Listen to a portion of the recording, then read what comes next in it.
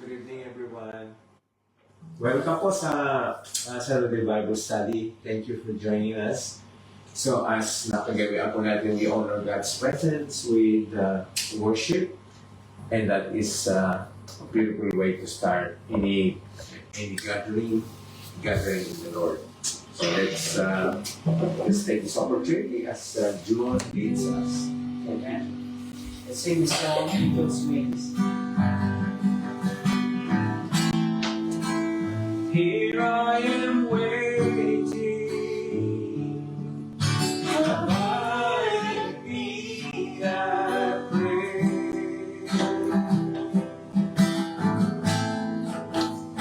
Here I am longing for you.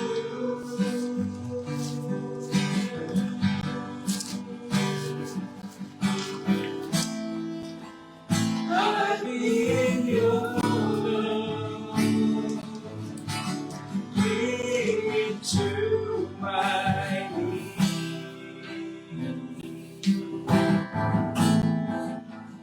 May I know Jesus more and more.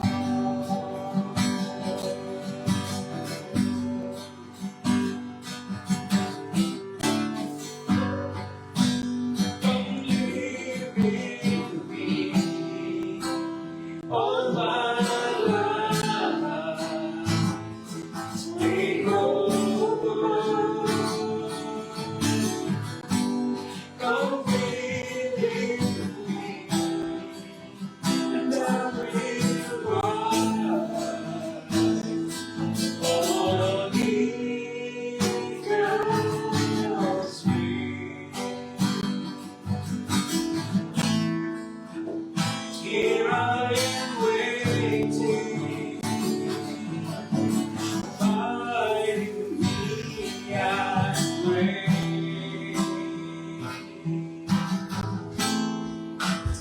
Here I am longing for you.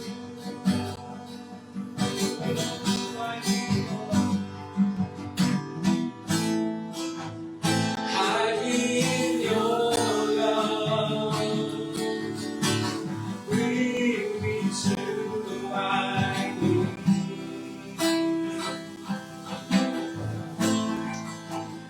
May I know Jesus more and more.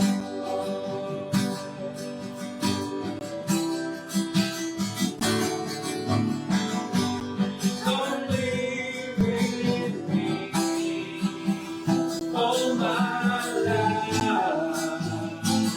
Take over. Come with me, and I will rise on eagle's wings. Come live with me all my life. Take over. Come with me, and I will rise on eagle's wings. Come live in me all my life. Take over. Come breathe in me, and I will rise on eagle's wings. Come breathe in me, and I will rise on eagle's wings.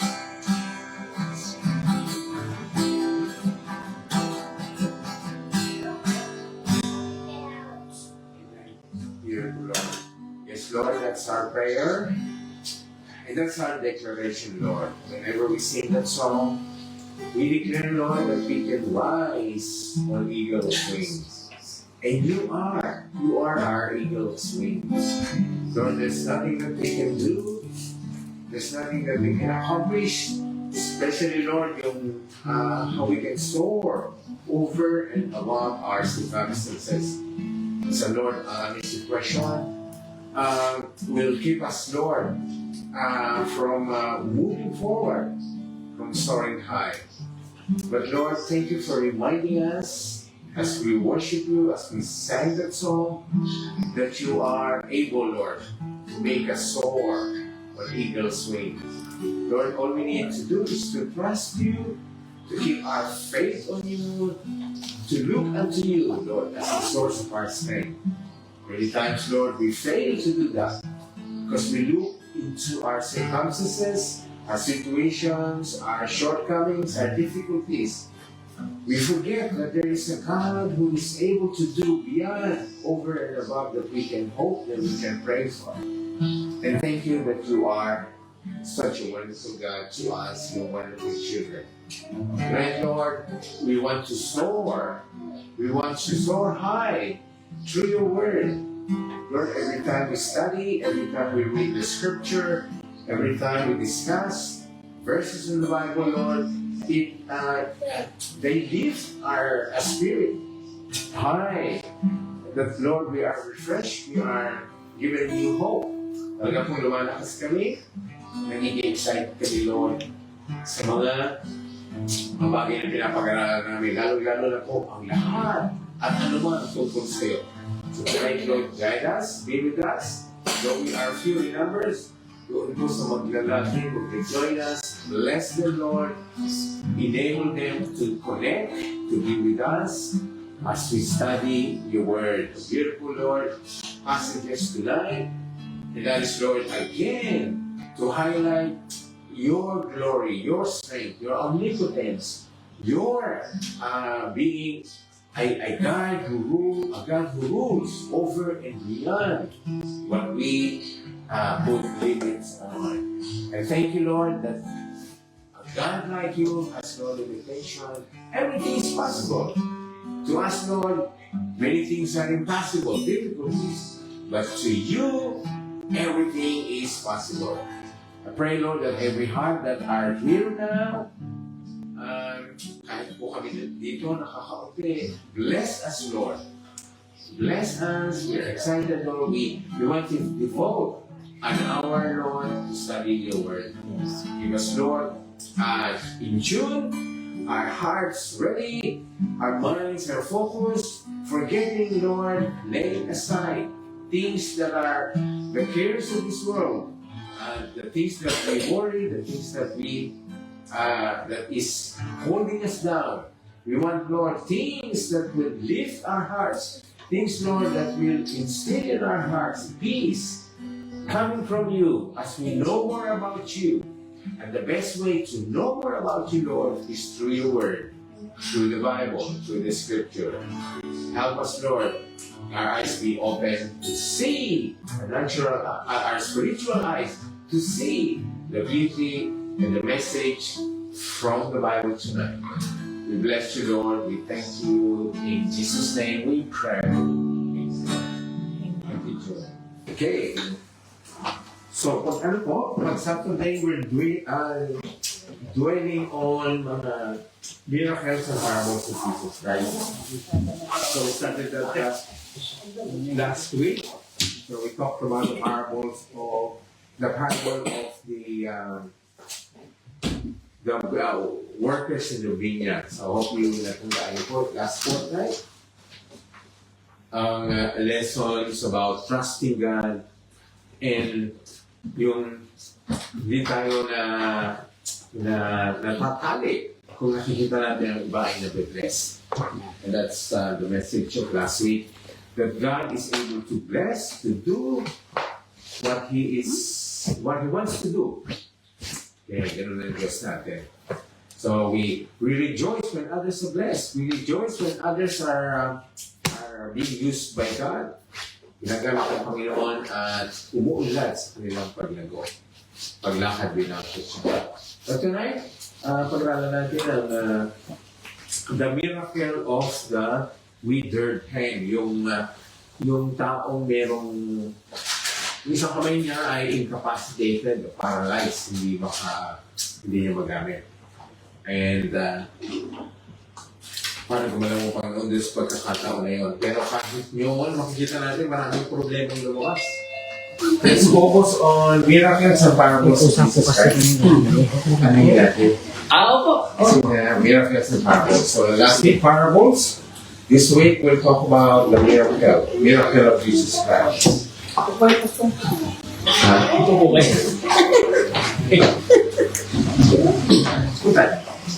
Okay, good evening everyone.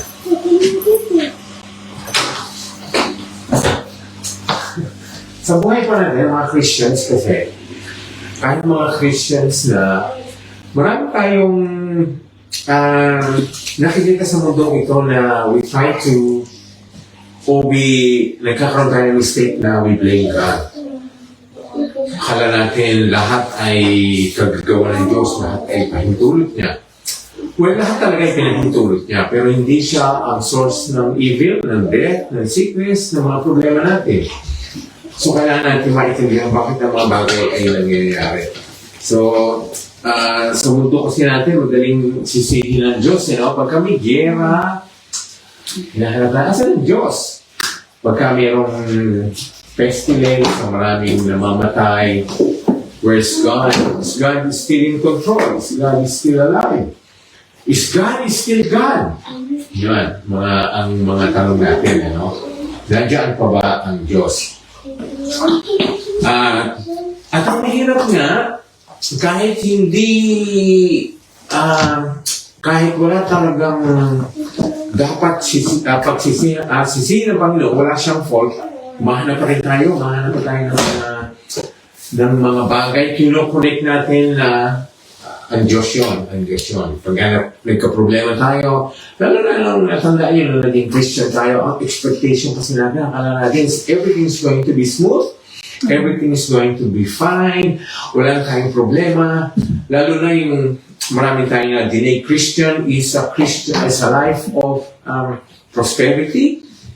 Marami tayo na dinay Christianity is a life of abundance, blessings, health, strength, yun, kakaroon tayo. So we need to be careful in that notion or view na gano'n ang Christian. Kasi kung ano man ang naglaro sa isip natin, kung ano ang view natin, kahit na mali yun, it will become our expectation. And our expectation natin will control our frustrations or disappointment. Kasi nga kaya tayo hindi disappoint because we have wrong expectation. We have wrong notions. We have wrong view of how God moves. Okay. So, babasahin ngayon natin ito, yung pag-aralan natin yung miracle about isang taong paralyzed yung kamay niya.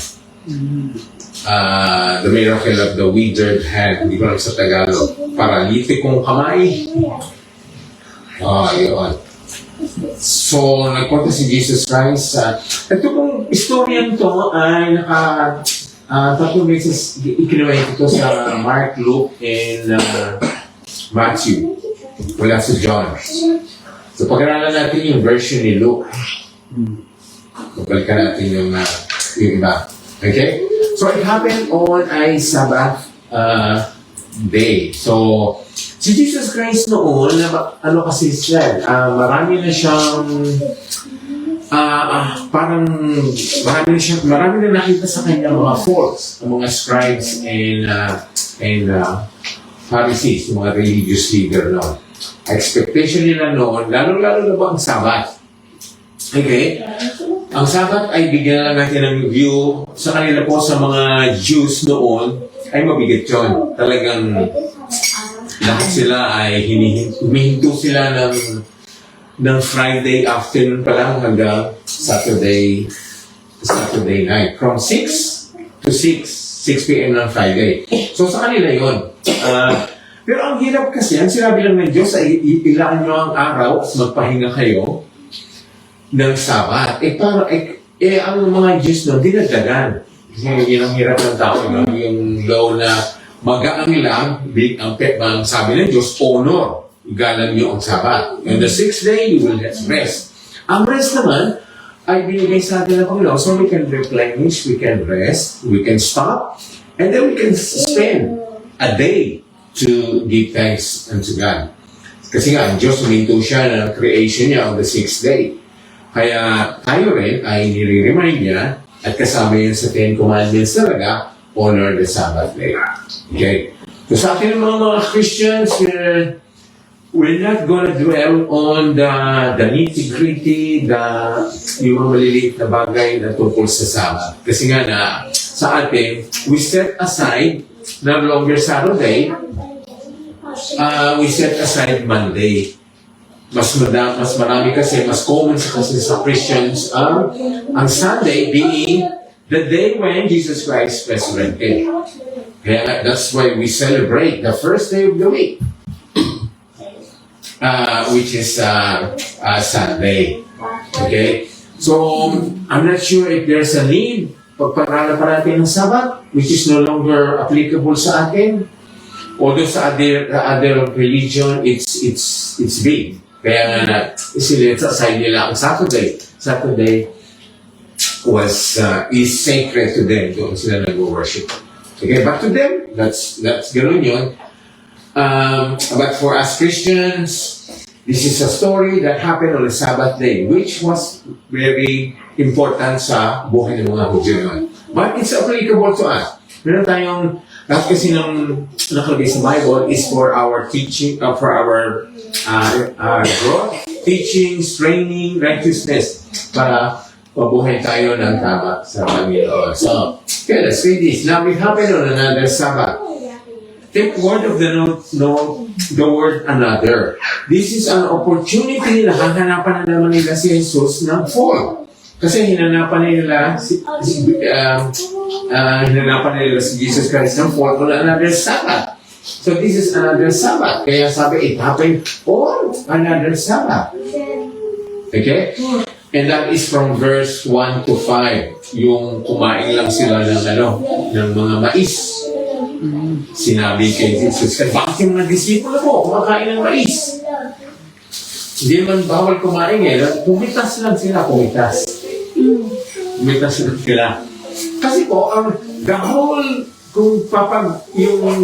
concept kasi ng Sabbath ay yung daw mga bagay na pwede mong iwasang gawin sa Sabbath ay gawin mo na before the Sabbath, which is Friday. Yun nga. Anything that you can do, that you can avoid doing on the Sabbath, do it before the Sabbath. Kamukha nga kasama na din yung pagkain. Kasi kung magluluto ka, ilutuin mo na bago mag-Sabbath, para sa Sabbath, pwede kang kumain na hindi ka nagtatrabaho. Kailangan ba kasi wala nagtatrabaho. So that's the whole concept of Sabbath, avoiding work, devoting time for God and His Word, teaching, scripture reading. So ito, Sabbath, no one is supposed to be working. Ito, no one is supposed to be working. Okay?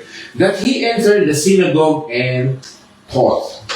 So yun ang ginagawa ni Jesus Christ. So He has the authority to teach. So He's doing that at the synagogue. Okay? A man was there whose right hand was withered. Kaya pinili ko itong version ni Luke Kasi sinabi doon, kay Mark and Matthew, hindi naman sinabi kung anong kamay yung paralyzed doon sa tao. Sabi lang, paralyzed yung kamay niya. So Luke, ang napansin ko lang dito, Luke being a physician, doctor, ganun in-specify niya talaga kung anong parte ng katawan ang paralyzed. So it was the right hand. Was withered. Okay, tingnan natin kung ano mangyayari. So, Sabbath, there was a man there, dapat nandun lang sila, scripture reading, teaching, Jesus Christ teaching, explaining the scripture, pero merong tao, pilay ang kamay. Okay, so ito ang expectation ngayon, ito ang problema. So, the scribes and Pharisees watch Him closely. So, binabantayan nila si Jesus Christ. Kung Ayun na, makita nyo, this is interesting po kasi talaga, I hope the people nasa online nakikita to, whether he would heal on the Sabbath. Kasi hindi nila tinitingnan, hindi nila minamatyagang binabantayan si Jesus kung magkatrabaho siya.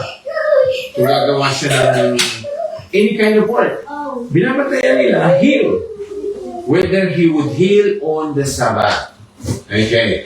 So healing is not, hindi naman talaga pinagbawal sa Sabbath. Yun. Kasi nga, if someone is dying or manganganak o kailangan ng kagalingan on the Sabbath, that can be done. Even though there's work involved.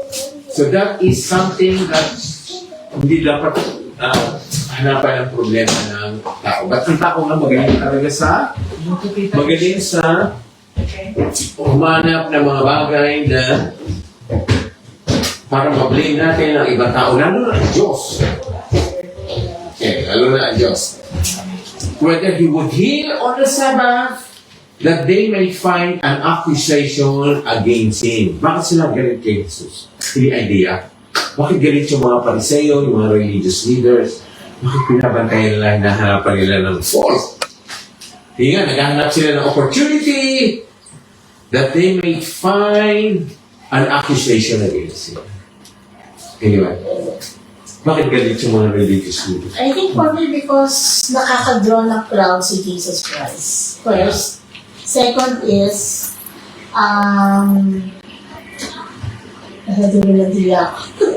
second is, yung sa teaching niya, parang nagkakaroon Nagcha-challenge clash. Oo. Kasi nakasinabihan niya yung mga rabbi na yung vipers o yung parang mga gano'n. Yung hypocrisy. Kasi nga, Oo.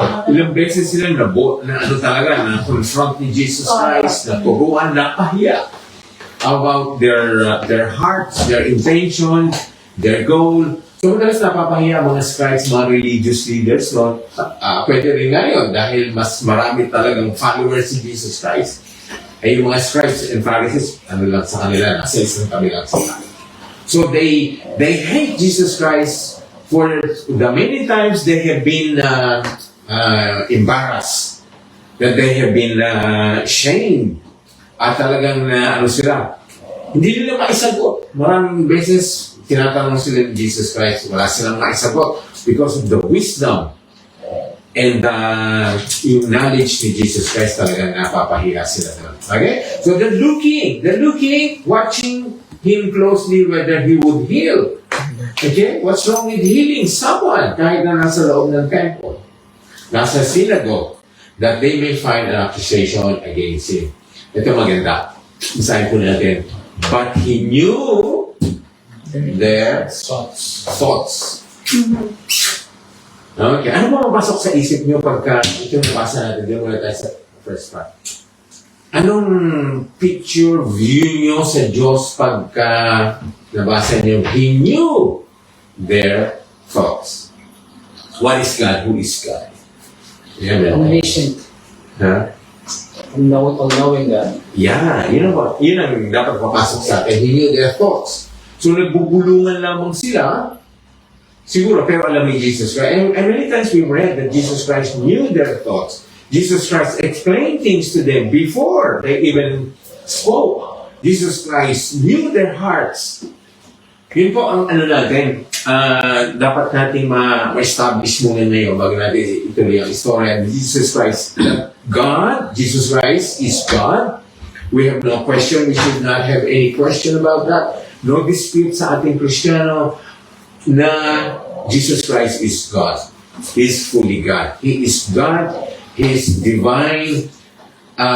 Every nature of God is on Jesus Christ, and one is being omniscient. Okay, so let's stop there.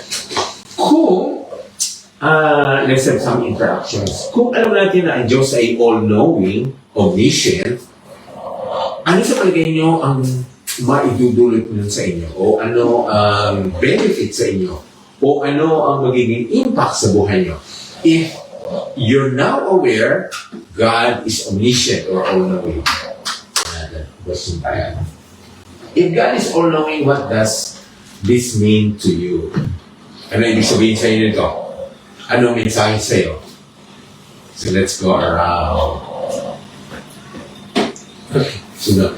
Yes. Sige, kuya. Para sa akin, Pastor, parang pag if God is all-knowing, parang hindi ka nagagawa ng masama or puro kabutihan na rin. Parang ganun. Parang, I mean, how do you call that? Parang paggawa ng mabuti sa kapwa, parang ganun yun. Tama naman. So, ang first, according to Rani, ang una mag-i-impact yan is how we view sin. Yes. Ang kasalanan sa buhay natin. Kasalanan sa buhay natin, kasalanan ginagawa natin. Yung kasi ang una no? Parang ginagawa natin sa pang-araw-araw natin, di ba? Parang paggawa ng mabuti, parang ganun. O yung bigger picture yung kasalanan sa buhay ng Kristiyano, knowing that God sees, hears, knows every sin na nangyari sa atin. Parang ganun po. Ito ang mabigat kahit nasa isipan lang natin. Alam mo. Kahit nasa puso natin. Paano natin yun, no? Would that cause you to be scared, to have fear of God, to worry, na matakot ka sa Kanya, na lumayo ka sa Kanya, magtago ka sa Kanya? What would that, in the area of sin, what would that, on a deeper applications natin? Okay? So, establish, alam na Diyos, makikita niya lahat ng nangyayari sa buhay natin. So, in the area of sin, how are we going to respond? Repentance. Acknowledge that we are weak. And kasi one aspect, I know that God is omniscient, so whatever I do, I can never hide from God. I can hide from my wife or from anyone else, but at the end of the day, I need to confess those sins to God and acknowledge, even if no one has seen me do it. As a Christian, I will just go to Him and ask for forgiveness. And yung kasi tanong niya, God is all-knowing, what does this mean to you? Ako like yung sinasabi kay Alma, God knows everything. He knows what is best for us. Sometimes we think something that is best for us, but at the end, it is always God who knows what is really best for us. So let us do everything to God. So this phrase that is, if God is all-knowing, what does this mean to me? Personally, that is what it means to me. God is all-knowing, so I have confidence in Him that He knows what is best for me. Alright. Yeah. Iba pa. In the area of sin. Sa akin po, I don't know if it's right, pero I cannot lie to God. If God is all-knowing, we cannot lie to Him because He knows everything. Like He said, He knows what our thoughts, our heart. So, He knows we cannot lie anymore. Correct. That's very correct. Wala tayong matatago. Kahit ng mga secret sins. At saka pinaplano pa lang. Alam na. Pinaplano pa lang kasalanan kasi nga, when you plan something, when evil, tapos yung in-investin mo yun, di ba, magkokos yun, sabi ng scripture, kaya doon nag-uumpisa yung bitterness, yung bitter roots na pinano natin, na inalagaan natin sa sa sarili natin. So, in the area of sin, sa Kristiyano, sa ating mga Kristiyano, is it a benefit? Is it good for us? I think it is. Though it will cause us to fear God. Di ba? Fear God na natin, talang respetohin natin siya na alam niya ang lahat. Wala tayong maitatago.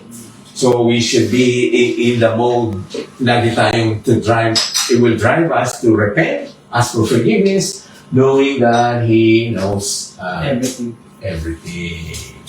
So something na what about in the area of blessing? What is the impact of God in the area of blessing? Yung ako nag-bless, si Ronel, hindi. Something like that. June has bigger blessing. Si Liv, ay maliit ang blessing. Actually, yun yung pag-usapan namin ni Amba, we don't want to compare ourselves with other one. Like, siguro naka-joke. Kasi God knows what is best for us. Yun nga. So in terms of blessing, looking back, talagang si Lord, ano yan definite or tailored yung mga pagpapalang binibigay sa atin. Kasi maaaring pangangailangan ni Long, hindi ko naman pangangailangan yun. Or yung desire ni Long, iba naman sa desire ko. So kaya nga sinasabi ko kay Alma, if we are asking or praying for something, let's always go to God because just like what I said, at the end of the day, God knows what is best for us. Alam niya yung tama sa atin, alam niya yung dapat na pagpapala sa atin. So something like that. So in those areas, it's so hard. Kasi nagkakaroon tayo ng problema, kinukumpara na natin sa sarili natin sa ibang Kristiyano. Kristiyano naman ako, naglilingkod naman ako sa Lord. Bakit si Long? Si Long, kasi ito dito. Bakit si Ronel na lang, ganito, ganyan. So in that area, kung alam natin that God knows everything, so of course our God is not, hindi siya impartial, Pastor. So, for me, in terms of blessing, kung ano yung natatanggap ko, yun yung karapat dapat para sa akin. It's easier said than done. But I believe that na God is sovereign. Ako may iba akong sagot dyan eh. Sige. Salahin mo yung sagot ko. Another view. May akong view kasi parang may iba na yung pananaw ko sa blessings. There is such thing as true Christianity and true blessings. Like, I cannot share yung what I have materially kasi wala naman. But this is what I can share. Yung ginawa ng Panginoon looking back in my life na napagtagumpayan ko. And things na intangible, yun nga po, yung ginawa ng God na we've been through and then it naging it's a good testimony and naging matagumpay yung gawa ng Panginoon to God be the glory. Yung mga ganun po. So, yun, yung mga looking back, tinawid ka ng Panginoon sa mga, mga things ng mga pagsubok, ganun. So, for me, that's the true blessing na kakayanan mo. Yung Victory, success. Victory, I think that's the word. Not looking back to Egypt, but looking back to what God has done. Yeah. I think that for me, that's the true blessing. Yeah. So, I think it's a matter of defining blessing and it's a matter of how you would accept or how you would acknowledge God in your life. So we're applying po yung God's omniscience, His all-knowing in the area of blessing. Okay? Tama yung mga sagot ko. Pero paano natin maiwasan yung jealousy and envy? If you're a Christian, you know God is all-knowing and long received Ang dami akong blessing. Kasi would I envy Long yung tinanggap niya, whether it's house, property, job, career, ministry? Tama ko na lang sagot. So what would stop me from envying him? Kung alam kong Siguro, basta para maiwasan yan, dapat kilalanin natin si Lord eh. Dapat may yung actually, itong ginagawa natin, we are knowing God more para maiwasan natin yung kasi nalalaman natin, nakikilala natin siya. And as a father, like sa father, even nga sa father natin, minsan nagsiselos tayo at even nagtrato. Pero kung makikilala natin si Lord, malalaman natin yung kahit paano yung kalooban niya. Na kasi God is really all-knowing and yung love niya talaga surpasses all the love that we can receive from the world. So, the more that we know God, probably that is the way to and in fact, jealousy and everything, it doesn't come from God, it comes from the enemy. Ang binabato sa'yo. Ngayon, kung yung mind mo nga talaga is full of things that is not of God, mapapasokan ka lang. Pero kung binusog mo ng pagpapala ng Lord, so, you will be happy for them. Yun nga, Kasi paano being mo apply yung God is all-knowing, God is omniscient? How would that help you? How would that help you reduce, alisin, eradicate, envy, jealousy? Yeah. I-focus na lang on your own blessing. Kasi God is all knowing. Alam ko kung kailan ibigay yung blessing. Kasi may perfect timing pagbigay ng mga blessings. Correct. Tama din yun. Focus na lang yung sa mga own blessings na natanong. Tama din yun. Kasi nga, maaaring may blessing na siya ngayon, ikaw yung hindi pa May perfect That's timing. beautiful. Yung timing, alam ng Diyos kung kailan sa'yo, kung kailan ka, kung kailan na dapat darating sa'yo. At saka, kasi when God is omniscient or knowing, alam niya kung Gusto mo makita? ikabubuti mo yun. Diba? Kung ibinigay kay Ronel na he was able to come to Australia, tapos yung kapatid niya hindi. Ano oras naman? Pwedeng magkakakabit. Dapat nasa puso mo, nasa isipan mo, Siguro alas. maybe the brother was not allowed to come to Australia kasi hindi makakabuti sa kanya. About to this, there could be problems, there could be situations, there could be circumstances na hindi applicable sa brother. So, us knowing God knows everything, alam niya kung makakabuti sa'yo. Even asking for good things. Di ba? Nag-pray tayo ng job, Lord, gusto ko ng trabaho ito. Gusto ko ng trabaho ito, bigay mo sa akin, Lord. So, yun yung ibinigay sa'yo. He knows na hindi ka maaaring ulad doon, mapapahama ka doon, magkakaproblema ka doon. The job is good, the position is good, the company is good. Walang masama, pero God will not permit us.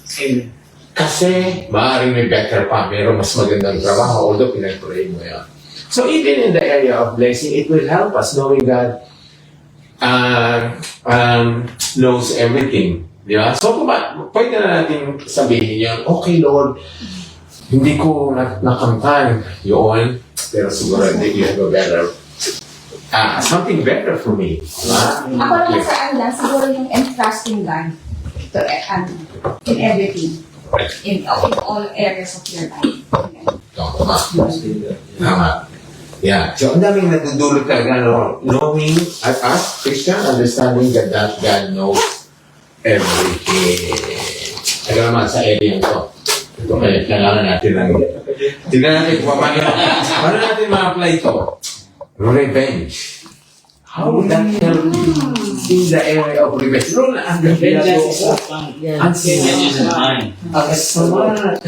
sama ng ginawa sa akin. Pastor, ang hirap niyan eh. So, i-connect mo yung revenge. God knows everything and then your desire sa revenge. Yan ang mahirap na, sabi ko nga, ang dali mo lang sabihin pag hindi mo naranasan. Pero pag ikaw nandun ka doon, talagang nagdudod ka sa Lord eh. Kasi unang-una, i-commit mo sa Lord yung sarili mo. Kasi talaga naman nagagalit ka, di ba? Kung may gumawa ng masama sa'yo, ang reaction mo talaga yun. Even. Pero kami yung mag-asawa ni Alma, pag nakakaranas kami ng gano'n, sinasabi na lang namin, at least hindi tayo yung gumawa, tayo yung ginawa. And then let's just pray to the Lord and find this an opportunity to at least experience what God has experienced. Di ba? Di ba? Hindi din ginawa sa kanya. Ang hirap eh. Tama si Pastor nung araw, di ba? Ang tendency natin, paano kaya ito gagantihan?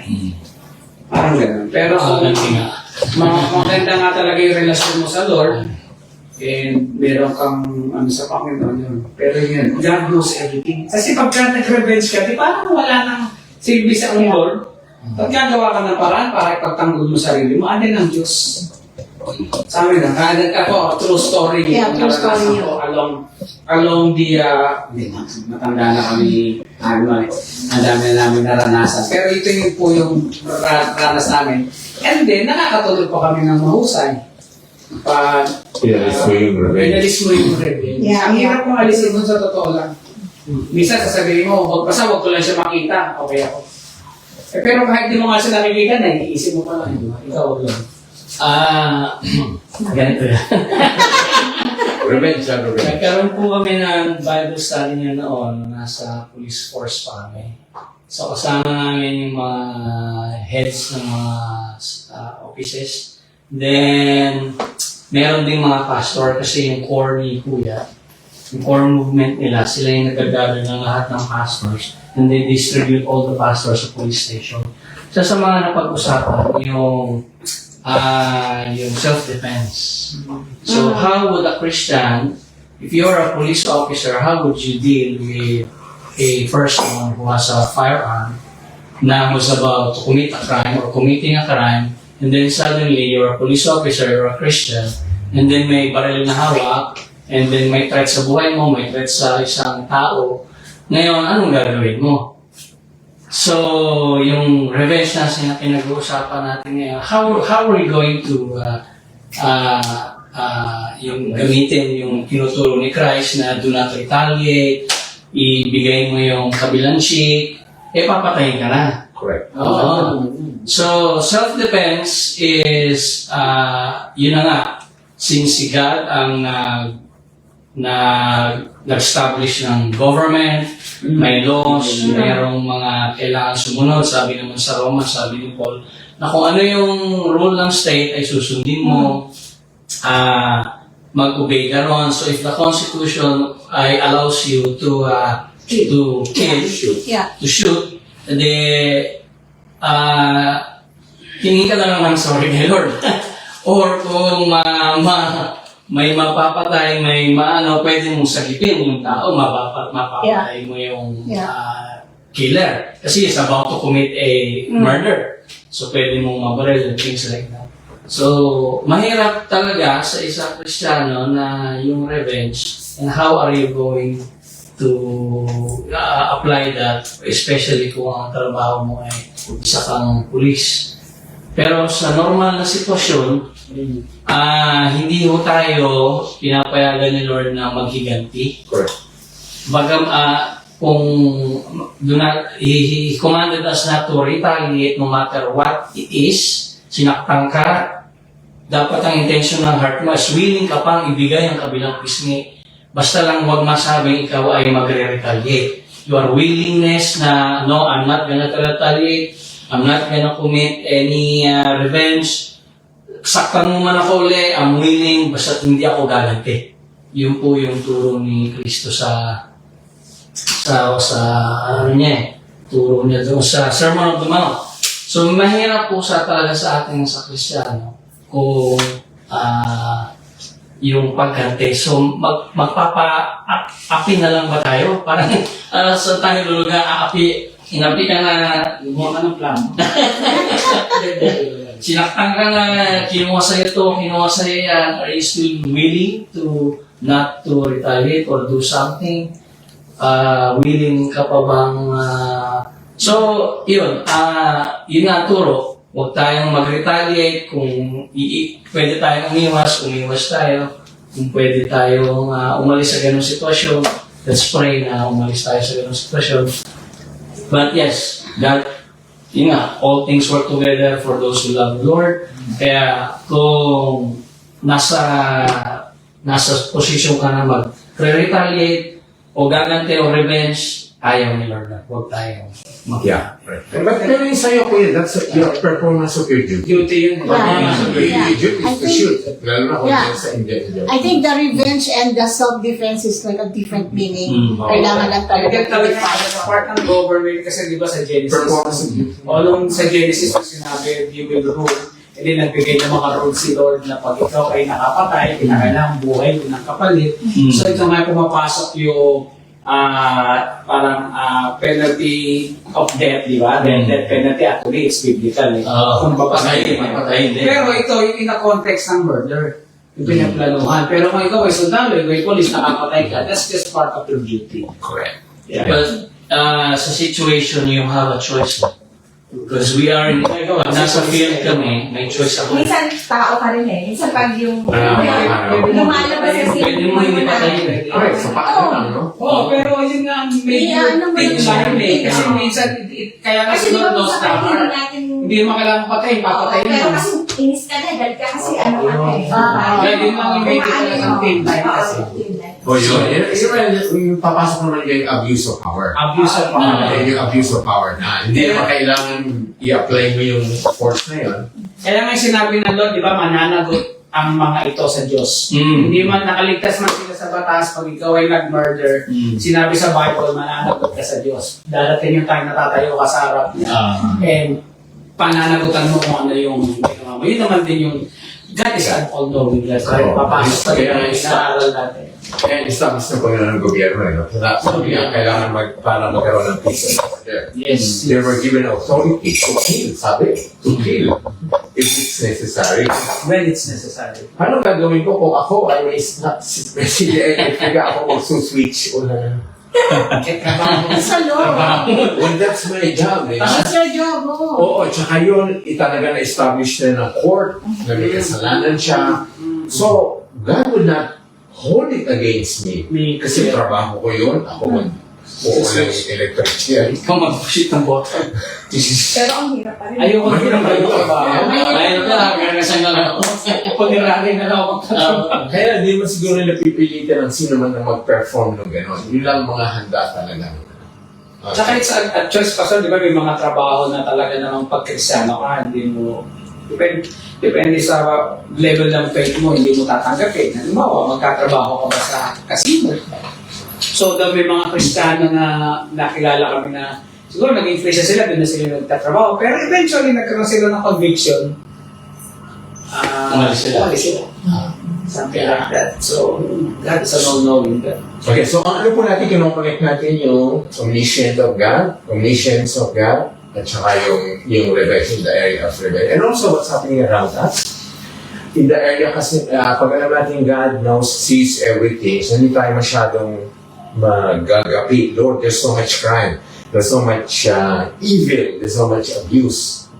Knowing, alam natin na God will maghihigante ang Panginoon. He will right the wrong. He will punish the guilty. So yun, kailangan magdasal tayo. Hindi tayo magapi ng mga nangyayari sa paligid natin. Kasi nga, papasok na naman, God sees everything. God knows everything. So maaaring hindi pa lang siya kumikilos, but there's a time that there's always a day of reckoning. Yeah, they are reckoning. Merong pagkakataon na talagang May story yan sa Bible. Yung general, yung nagwo-work siya sa hari. So yung hari, anong kwento, anong parable? Ay, parable, hindi parable. Totoong nangyari. Si Elijah. Sa Old Testament. So, general siya, nagtrabaho siya sa hari. Nakakilala siya sa Diyos, kausap ni Elijah. Sabi, paano to? Nagtatrabaho ko sa hari. Pag sinabi ng hari, luluhod ako. Pag sinabi naman ng hari na gawin ko to, gawin ko yan, gagawin ko talaga kasi general siya. So sabi ni Elijah, go in peace. So very controversial nga yun, pero anyway, go in peace. Ano ibig sabihin ng go in peace? Ano yung conviction? Find God. Maaaring find God kasi may mga crucial decision natin sa pera. Ayaw malayo, pero may mga crucial decision kasi nga God is all-knowing. So let's leave it up to God and let God lead us. Something like Kaya nga that. sabi niya, go in peace. yeah, so huwag tayong maano dun. And also, ito may mga biblical principle. God will not put you in a situation or a temptation that you're not able to bear. Ilalagay ka lang na yung kaya mo. So God will not put you in a situation na matutulak ng gumawa ng kasalanan. So if it's in the performance of your duty, then you're right. You have to do it. Kill. O ikulong mo siya kung ano mang punishment ang kailangan. So, siguro yung mga difficult scenario gano'n, if we're really obeying God, He would not allow us to be in that situation kasi hindi ka lalagay ng Panginoon na para ikaw ay matulak gumawa ng kasalanan. So pagka ikaw ay nagkasala, pastor, hindi mo pwedeng sabihin na mahina ako kasi Nilagay ka ng Panginoon. nilagay ko ng Panginoon. Pero ibig sabihin talaga on our part, meron na yung pagkukulang. You have the ability, you have the choice to run away. Layuan yung Temptation. So, yung temptation. Okay, another area po ng omniscience, yung planning. How would that help you knowing God knows everything? What would you do if you're planning, if you're trying to do something? Right. In your planning, how can you apply God's being an omniscient God? Oh no. Siyempre, basta omniscience. Kasama na din yung future. Okay. Makikita ni God yung future. So, maganda bago yung mga plano natin is i-consult sa kanya palagi. Every step of the way, ipag-pray natin, let's reflect on it, let's dwell on His Word, baka may message ang Panginoon sa atin. So, especially sa mga importante yung plano sa buhay, yung mga life-changing plans. So, yun po. Yeah. I-surrender natin yung plano. Correct. So sa lahat ng plano natin, knowing He knows everything. Ano kasi ang Diyos, hindi lang niya nakikita. Alam niya yung nangyari in the past. Alam niya yung nangyayari niya. Alam niya yung mangyayari. Alam niya yung gagawin. Yung mga mangyayari. So alam niya lahat yun. So in our planning, we should have that thought na He knows everything. So what, anong dapat kong gawin? Anong reminder sa atin na Book of James? Huwag mo sabihin na, I will go there tomorrow, I will do that next year. Ang sabi, you don't know. You're amazed. Hindi mo alam kung buhay ka pa. What you should be saying, if God is willing, I will go there. If God is willing, I will do this. Okay? Yun pa na sinasabi talagang sinasama natin ang Panginoon. If God is willing. Kung alam na natin tama, okay? Kung alam na natin, kung hindi tayo sigurado sa mangyayari. Pero kung alam mo na ang tama at alam mong pinag-utos ng Panginoon, you don't need to pray about it. You don't even have to think about it. Halimbawa, bukas, pag-iisipan niyo ba pag-pray niyo pa, no, magsisimba ba ako bukas? Lord, do I Go to church. help me decide, Lord? Give me wisdom. Give me wisdom when I go to church tomorrow. Yung mga bagay na, di ba? Hindi mo na kailangan kasi God wants you to be there. God wants you to be involved in a corporate worship. Utos ng Panginoon, mag-gather ang mga Christian. Ito yung mga bagay na yung mga planong hindi pa natin sigurado. Yung mga walang direksyong malinaw ang Panginoon, whether yun ang mapapangasawa mo, yun ang magiging trabaho mo, yun ang doon ka bibili na bahay, doon ka magpupunta. So in our planning, include God, His omniscient. Okay, lastly, ito, paano mo i-apply ang sa area na to, God knows everything, His omniscient, in your prayer? Okay. Alam na ng Diyos lahat. Paano ka magdadasal? O magdadasal ka pa ba? Yes. So how are we gonna apply that? So, anong script nyo natin dyan? Mga, alam na niya eh. Magdadasal ka pa ba? Everything's in supplication. Anong sabi? Silly question. Hindi, yun nga, yung paano ka how would that help you in the area of prayer? Hindi, pastor sa amin yan, alam naman natin, alam ng Lord naman. Pero kami nga, kasi pag may desire, we still need prayer. Like, for example, like, wala pa yung mga anak mo, you will go in prayer, but parang, we pray kasi we really wanted to be in tune with God. Kasi sometimes, depending kung ano yung pinag-pray natin, it causes us to worry, to be anxious. Like for example, kami ni Alma nung 40 years ago, lumipat kami sa Australia, nag-resign ako sa work ko, lipat kami sa... Of course, we're hoping good things. And then I'm looking at my capability para makakuha ako ng magandang trabaho, but it didn't happen. We plan to move in. Namin plano, tama yung sabi mo, Pastor. Pwede tayo nagplano ako, gusto ko sa Melbourne. Pumupunta pa ako sa Melbourne para mag-apply ng work. Ang dami ko interview, but at the end, final interview, hindi ko nakukuha yung work. It goes for sometimes 3 months and then tinanggap ko na, dito na nga ako sa Sydney. So, I still pray. Kasi sometimes hindi ko alam kung ano yung kalooban ng Lord eh. Pero minsan matigas ulo ko kasi pinipilit ko kung ano yung gusto ko. Until such time, nakikita ko din kung paano mag-work si Lord sa akin. Binabali niya yung katigasan ng ulo ko. And then until such time na ngayon, pag may, even Alma sinasabi ko, ngayon ang prayer na namin, Lord, gusto ko itong work na to, pero kung hindi ito ang plano mo para sa akin, remove it from my heart. Para kung ano man yung plano mo. Hindi, pag hindi ka Kristiyano, tawag doon sour graping eh. Yung pag di mo nakuha, hindi ko makuha yung pangit ang boss niya. Pero that is like submitting to God's will. I'm not saying, well, galing naman ni John. Hindi po gano'n. Parang lahat inaano. Katulad ito, alam niyo rin, because recently, I'm praying for something, and then it happened. Na nadidisappoint na ako, Pastor, konti na lang, nadidisappoint na ako kasi sabi ko, Lord, bakit gano'n? Kasi I'm starting to compare myself with other people. ganun ko, ganyan. And then, upon sabi ko, sige, bibisi ko na lang yung ano ko sa Lord. And then probably it applies to Rani and Asen because they are like bago dito sa Australia, hindi nila alam. I keep on telling them, just focus on God. Kasi si Lord ang maglilid sa inyo kung saan talaga kayo. Huwag niyo muna isipin yan. I'm not saying this, personal experience. Kaya sinishare namin. Pero yung pastor talaga, napakahirap magplano. Kasi hindi natin alam ang bukas. Kaya nga sabi niya, magpaplano pa ba ako? Pero sinabi ni Lord in everything, di ba? You need to pray. So, command yun, sabi, there is something in supplication. Yes. Meron sinabi ganun, di ba? Kasi si Christ, tinuruan na tayo mag-pray. Pagdasal niya. To summarize what you say, it's not, praying is not, praying is not, you don't want God to, you don't want God to do or change things, but prayer is about you submitting to God's will. Yeah, that's right. Tama ba? Tama?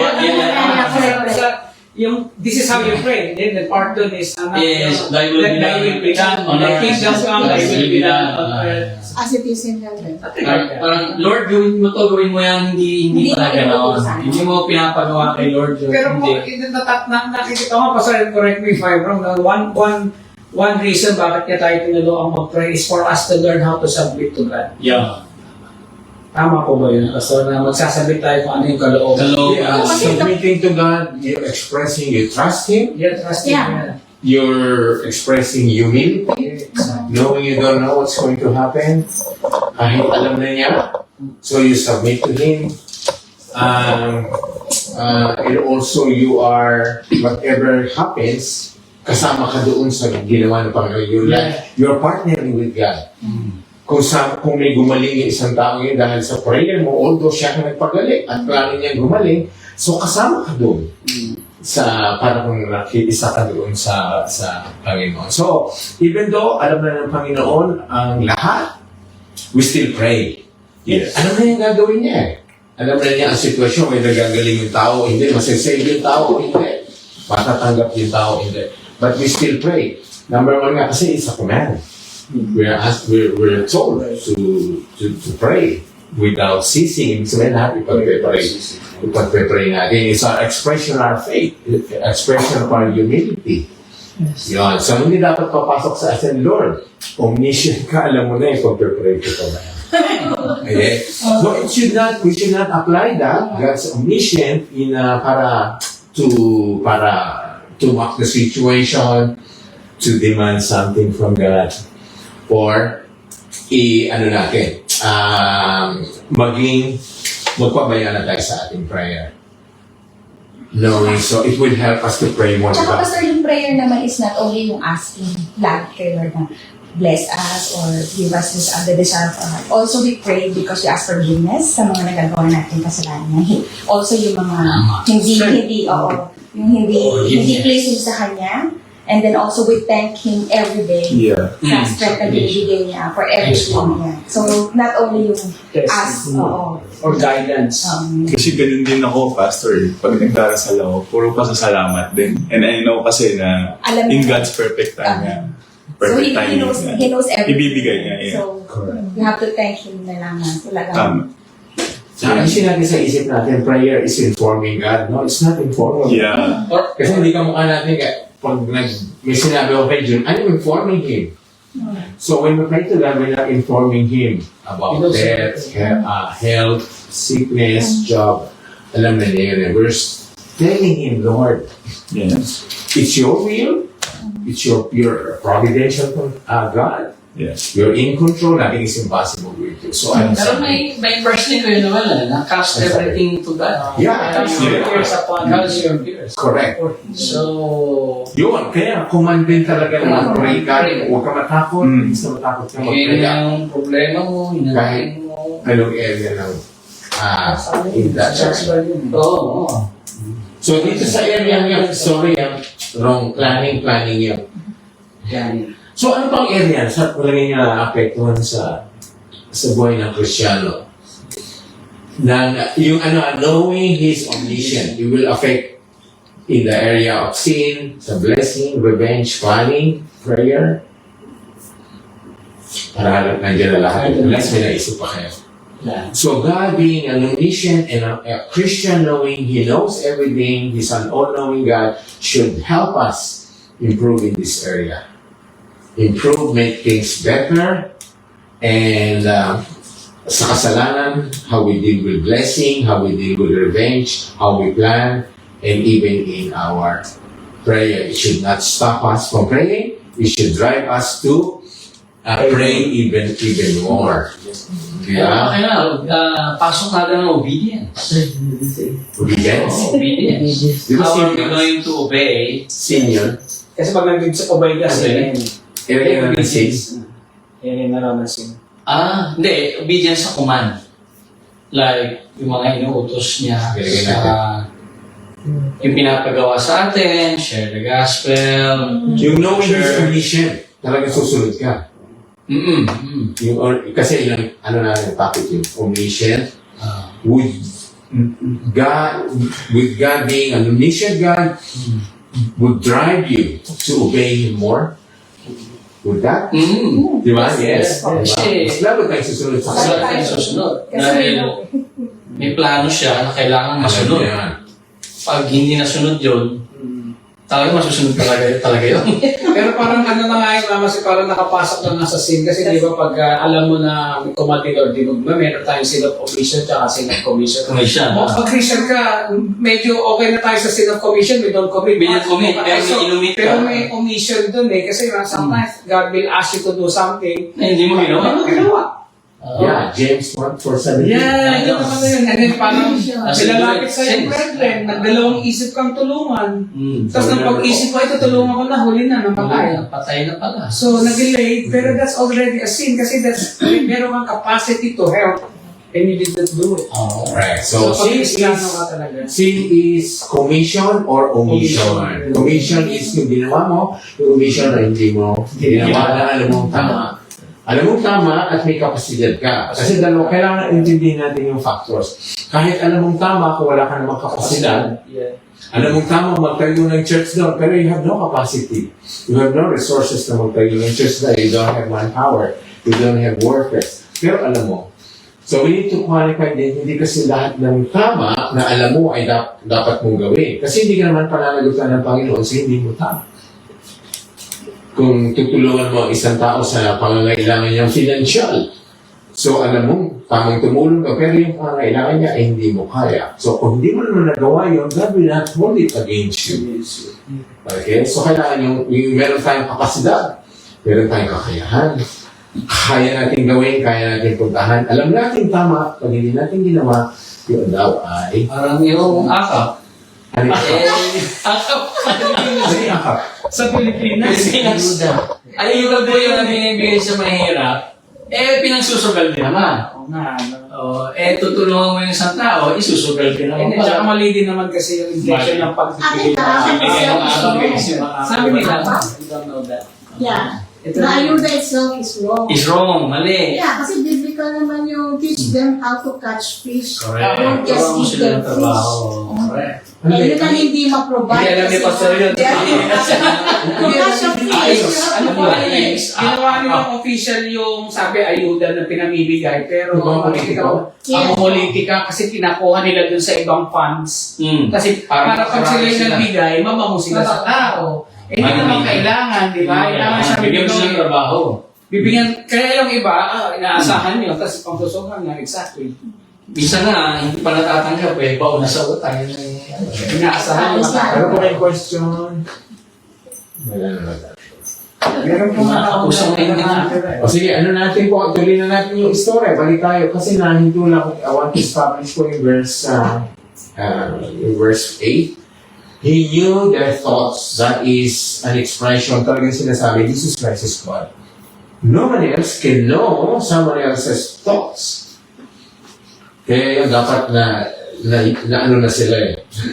Natuliksanan sila na nasa harapan nila ay Diyos. Okay?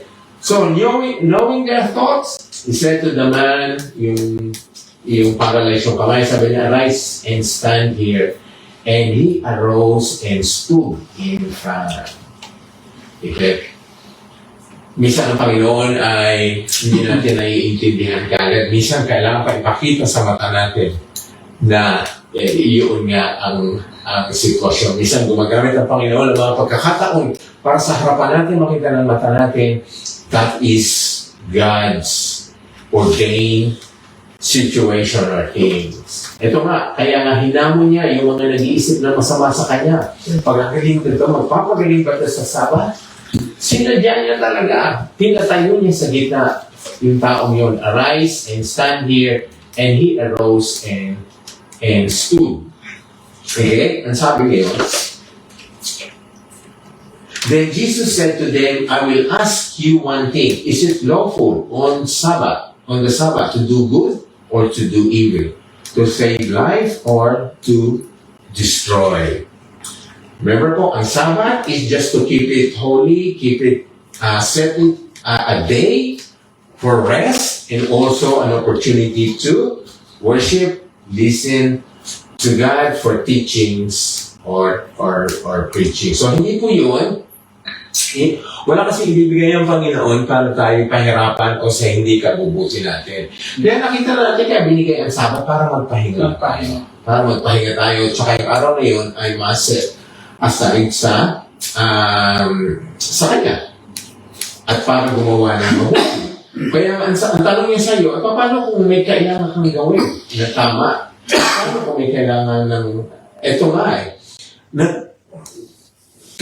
kailangan niya ng kagalingan, ipapagliban mo pa ba yun?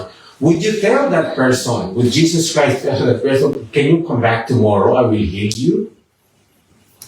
That would be, parang, it's cruel. We can consider, kasi nandun na si Jesus Christ nga, nandun na sa harap niya. You don't know kung babalik pa yung tao kinabukasan, it will be the same opportunity. Kaya nga kahit Sabat yun, yun ang hamon niya. Kailangan, karapat dapat ba na gumawa ako ng mali o ng masama sa Sabat? Iligtas ang buhay or mapahamak ang isang tao? Kasi po, lahat ng binibigay sa atin ng Panginoon sa Deuteronomy pa lang, tinakdanan niya, you must always obey the Lord's commands and decrees that I am giving you today. Bakit daw? For our own good. For our own good. So isipin nyo, lahat nung inutos ng Panginoon ay merong dahilan. Hindi lamang pinahirapan ng mga Hudyo noon. Bakit kailangan iba ang damit? Kailangan magpa-circumcise pa? Kailangan iba ang pagkain? Merong may purpose din siya. Ang nakikita ko nun para maging different sila. Kasi hindi sila kailangang kamukha ng iba. God wants His own people to be different. Kaya ang sabi niya, separate sa akin lang kayo para makita nila na iba kayo. Diba ang damit? Pati gupit nga, lahat, di ba? So, sa kabutihan natin, binibigay ng Panginoon, pinapag-utos niya ang mga bagay. Okay, tumingin ngayon siya sa paligid. When he looked around at them, he said to the man, stretch out your hand. And he did so. And his hand was restored. Pero, ang sabi, but they were filled with rage and discussed with one another what they might do to Jesus.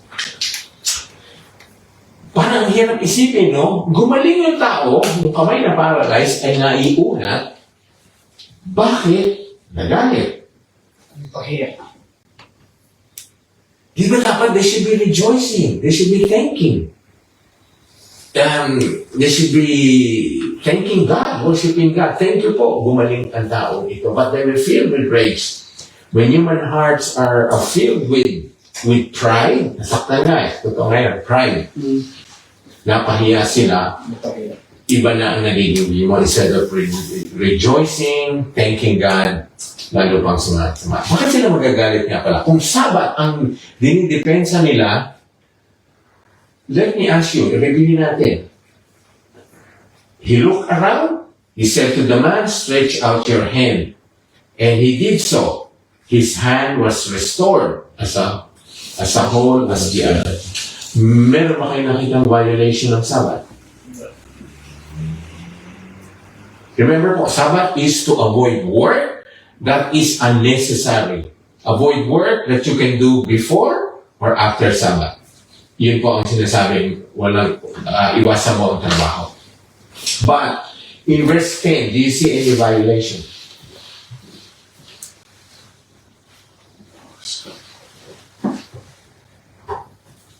Sinabi niya lang mo. You said Wala it po. naman. For me, wala. That's it. Wala. There was no Walang work. violation. Walang work. So, Jesus Christ did not violate. Bakit sila nagalit? Hindi niya hinawakan. Napahiya. Wala nang trabaho, sabihin mo lang, iunat mo kamay ko. Kamay. Yeah. Walang trabaho. Siya naman, inunat lang yan. Wala nang siyang binuha. So, no one violated. So, wala talagang violation. The people, in their evil thinking and nakakakita pa rin ng mali. Kita pa rin ng mali. O ikaw, June! Worship ma, pinturado yung umpisa mo. Tama yung ginagawa mo. Pero ako, kasi legalistic, example lang. Pupunta tayo sa church ang hinahanap natin. Kulang ang silya, walang aircon. Dito natin yung kanta. Preaching ang haba. So we look for things na wala namang mali talaga. It's those things. Ito nga mga parisay, mga religious people, they look for things that there was no violation talaga kung nila, kung reviewin nila. No work was done. And the fact that Jesus Christ healed the man, dapat matingnan na sila, Diyos ito. Dahil Diyos lang na nakakagawa ng milagro. Hindi dapat sila mag-galit. So yun po ang isa sa mga makupulot natin application dito talaga. May mga bagay na hindi natin naiintindihan because nagdagdag tayo kasi nagdagdag lang naman sila ng mga additional burdens. Kaya mabuti na lang wala na yung burden ng silang nagsabat ngayon. And they should have understood that the man in front of them, the one who performed the miracle, was God. Dapat nagpasalamat na lamang sila sa buhay. Hindi ba sila nakuha? Dapat nagpasalamat sila, ang baloktot ay naunat. Ang baloktot ay naunat. Okay. Meron pa ang question? Ako na lang sa akin.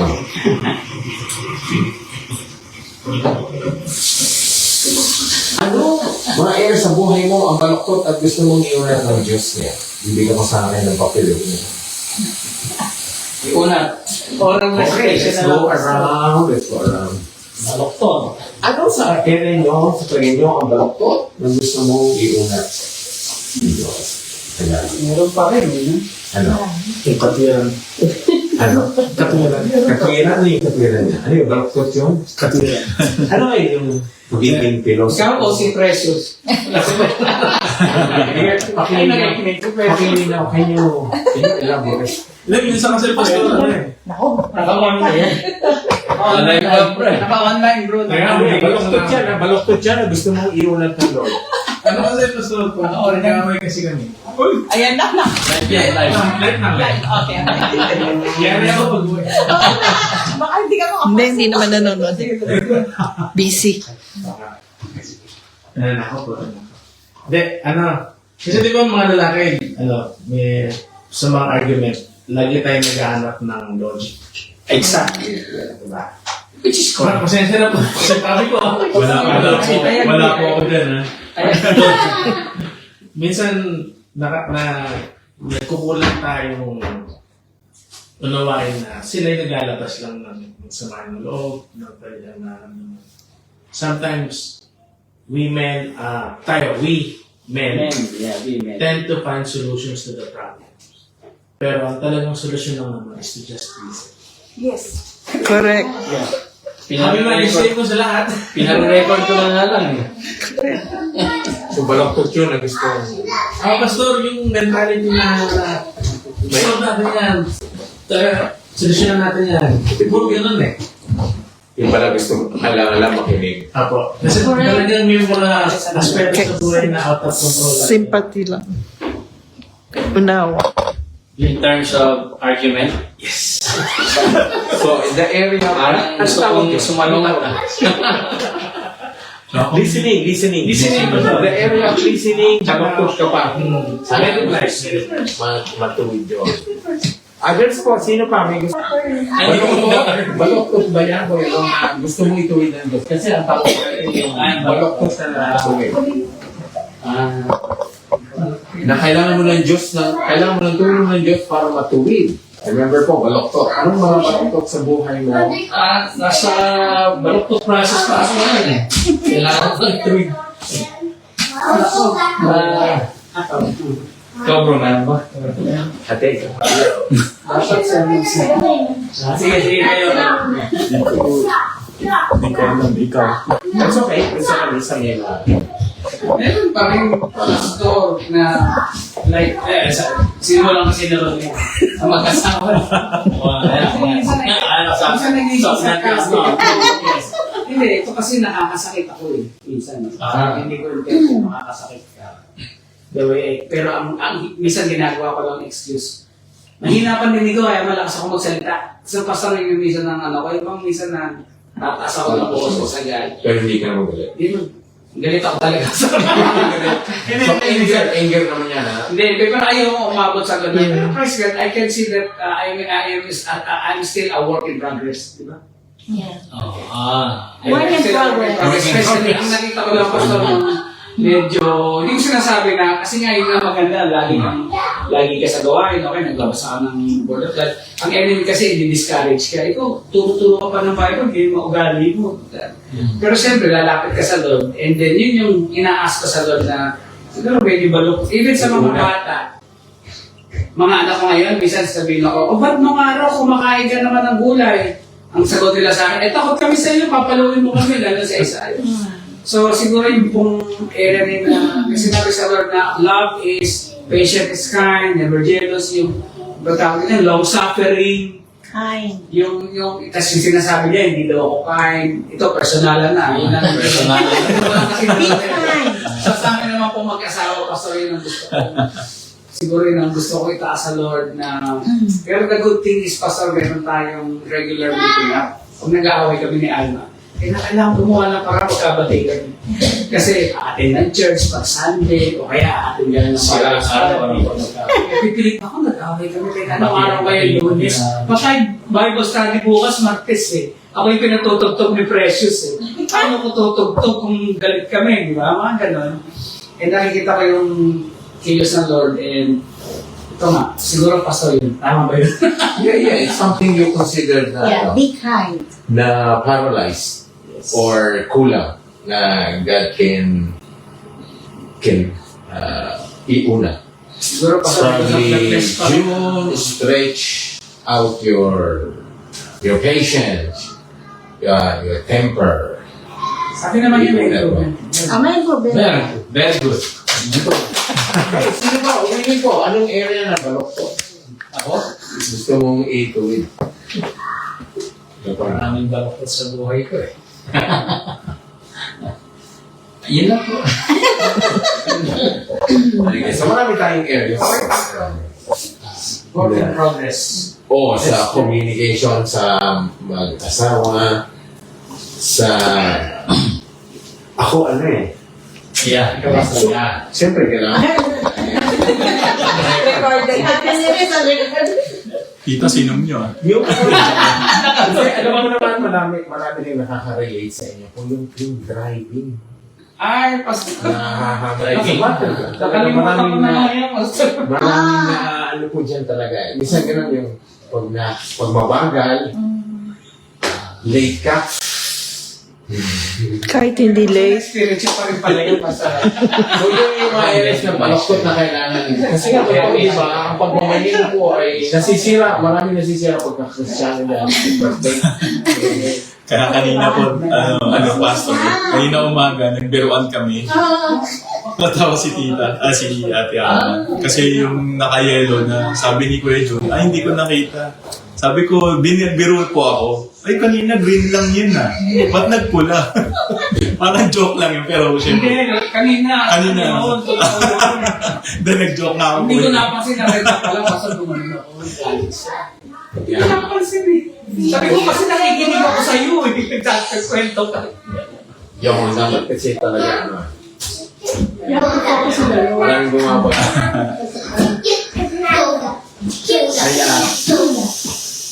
Kaya ako hindi naglalagay ng isda sa likod ng That's the Kasi may hinahabol ako nun eh sa New Zealand. Kinakta ko. Walang isda yun. Kinakta ko, hinahabol ko. Sabi nila, pupunta tayo na dito. Kaya may nakita ko sa chesting pupunta. Pareho kami. Kinakta ko. Hirap pa na. Brother.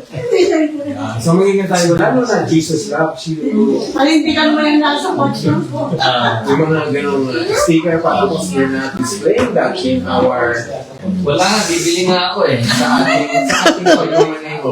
Okay naman ilagay yun. Kaya naman. Panindigan mo. Or ano? Dapat panindigan mo. Yung panindigan mo na yung mga hamon sa pagmamaneho. Kahit hindi hamon, di ba ako eh. Madalas kayo, yung nag-speaking niya. Parang Masarap pag yung nagmamadali eh. Pag nagmamadali. Mabilis na sila ate. Yun, so yung mga areas na Kayo po. Ikaw yun.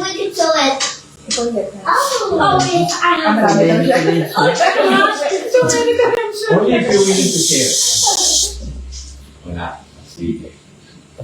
So marami tayong areas ko na probably we can deal with God privately, na devotion, that God, turuan tayo may ulat ng mga baloktot. Okay, but they were filled with rage, discussed with one another what might do to Jesus. Okay, ito na naman po. Anong mga bagay na talagang nagagalit kayo? Kasi sabi dito, they were filled with rage. Discuss what with that another what they might do to Jesus. Lalong tumindi ang plano nila para patayin si Jesus. What about you po? Anong mga sinakagalit? Mga pet peeves. What's your pet peeve? Yung makulit. Aray ko. Pet peeves na lang. Yung mga nakakainis sa'yo, nakakaanoy. Hindi nakikinig sila. Nawala ko. Ano na ba dyan? Nagpatanggal ba dyan? Wala. Your time is up. I'm going to my airplane color. Pwede po, ano mga bagay na madali kayo magalit? Pag saan ka nagigigil tayo?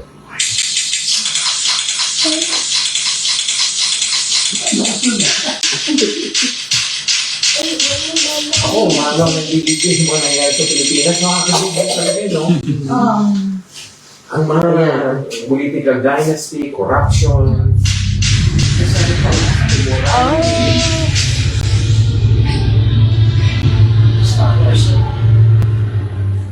Star Wars yun. Kaya po, ano mga madali kayo magalit?